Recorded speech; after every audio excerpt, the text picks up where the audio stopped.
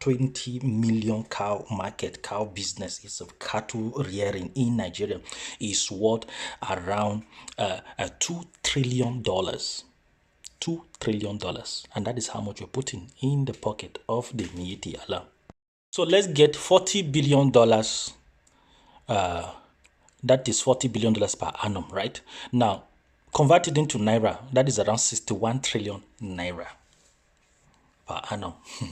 So Miyitti Allah is the 21 trillion Naira per annum a year in Nigeria. So with this amount of money, this group, they can buy any politician they want in Nigeria. They can sponsor any person.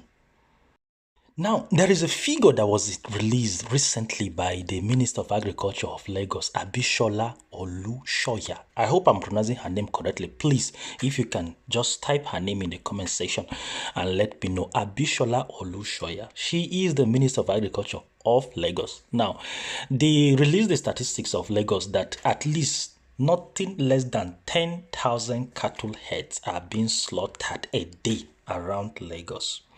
And this statistics is, now let me just give you, this is not a figure that was quoted out of anywhere, because the Imota facility, the abattoir that is in Imota, that facility alone, 3,000 cows are slaughtered. So the figures is there. 3,000 cows are slaughtered every day. 3,000. Then we go to Lagos Barrack, then we go to other side of Lagos and everywhere, right? 10,000 cows are being slaughtered a day. That Nigeria, for example, Nigeria has 20 million cows.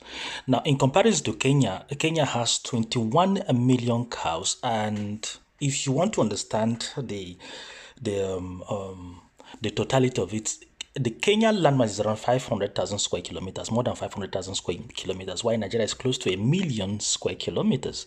So, but now Nigeria has 20 million cow heads, while Kenya, as tiny as Kenya, half the size of Nigeria. Another statistic that will interest you is the Indian cow number. They have around 308 million. 308 million in comparison to Nigeria that has 20 million. India, 308 million cow head. Then Brazil has at least 240 million cows in Brazil. And another shocking statistic that shocked me is that of the US. Just 28 million, that's what they have. But also, another country that I'm quite interested in is Ethiopia. They have 70 million cows in comparison to Nigeria. 70 million. And what will shock you is that they have these 70 million cows, but they don't have issue of farmers' headers clashing. They don't clash. 70 million cow heads. I go deeper into the main topic of conversation, I want to requote this figure for you again. Remember, India has 308 million cows, and Brazil around 200 million plus cows, right? Now, what is the landmass of India? India is around 3 point something million landmass in superficie, right? 3 point something million square kilometers, India, and Brazil should be around 1 point something million square kilometers, right? Then we come down to Kenya, which is half the size of Nigeria, 500,000 square kilometers. They have at least 21 million cow heads. Then we go to the US with at 28 million. Then we come back to India. We come back to Ethiopia with 70 million. Now, what am I saying with this figure? I'm cutting all this big mighty figure with Nigeria that just has 20 million cow heads. But it is only in Nigeria that we hear of farmers headers clashes, Fulani killing farmers killing Fulani. It's genocide. It's only in Nigeria that we still practice this primitive herding of cattle, right? So I'm going to stop here, and I will give you a very interesting figure which will lead us to the and then another figure also that I want to share with us is at least the annual revenue for cow in Nigeria is around $40 billion annually. 40 billion. I didn't say 40 million, no. $40 billion annually. That is the revenue of cow. So we are putting $40 billion annually in the pocket of Miyitti Allah. That is what we are doing. Because they own the 20 million cows in Nigeria. That is why this tiny minority group. The Fulani in Nigeria constitute around just 7% of the Nigerian population, while the Hausa constitute at least 29% of the Nigerian population. So the Fulani people, just 7%, if not even less of. But that is why they are powerful. Just 7% of the population, no. This tiny group, 7% of the population, and they are very powerful. Okay, so this is what we are confronted with. So 40 billion, and this 40 billion is equivalent to at least 5 to 6% of the Nigerian GDP. That is what I'm trying to tell you. The estimate is that the livestock in Nigeria, according to the Nigerian Bureau of Statistics, that the livestock of Nigeria. So we have to around 20 million, I think 20 million cows, and then around 40 million sheep, and then around 75 million goats in Nigeria. That's the total of the livestock that we have in Nigeria.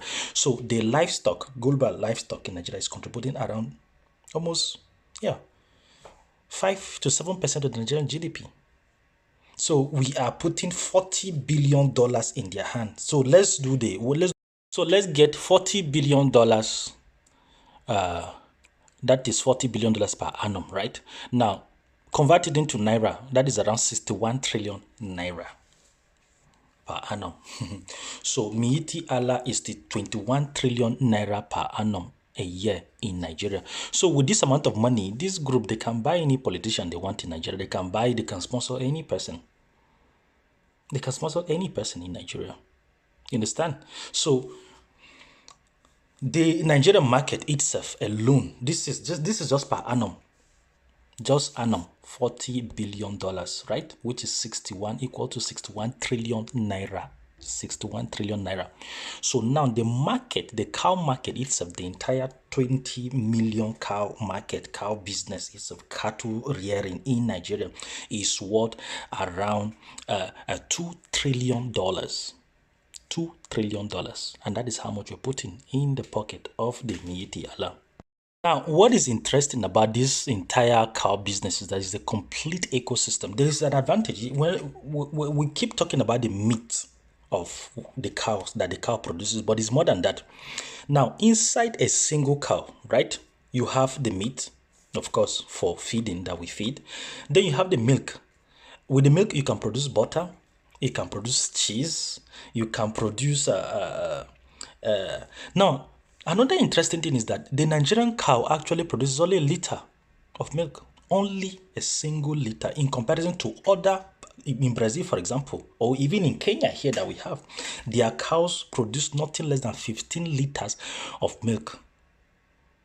That is how good, that is the good breed. And because in Nigeria, we practice ranching, we practice cattle rearing in a very wrong way. And because they trek long distance, they end up burning the calories in their body. They end up burning fat. They end up burning a lot of energy.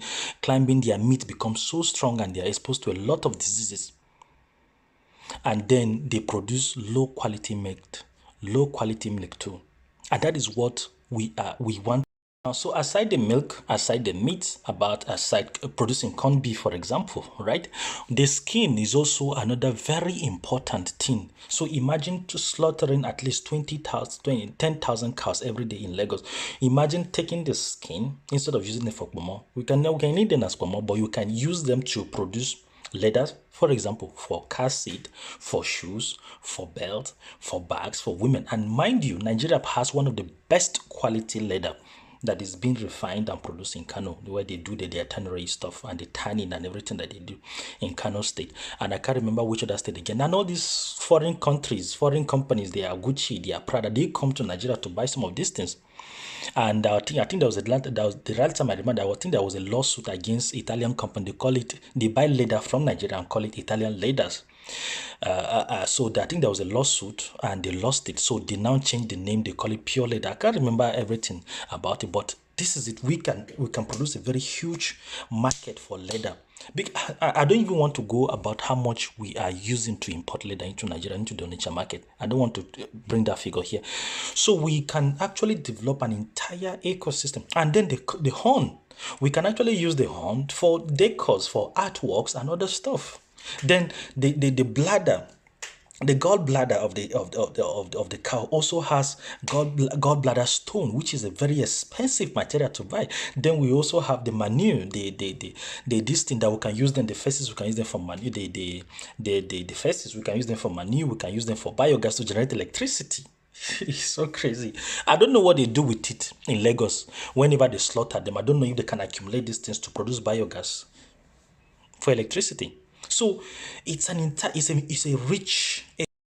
So the Nigerian cow market is worth $2 trillion, and my only prayer right now is that we have enough land for this farming. Niger State, for example, has vast expanse of land for ranching and all those things. Now, the reason why I gave shout out to Bitcoin Chief initially in this video, Gaius, Chibueze initially, is because there is also a project right now in Southeast where at least I think 10,000 cows they are raising, and I was so proud of that project when I saw it, and I really wish that a lot of Southeasterners or Southwesterners, all Nigerians actually can get themselves involved in this business. I want to see cow, for example, that we go from 20 million cow head to at least 70 million or 80 million cow head. I want to see massive ranching in the Southeast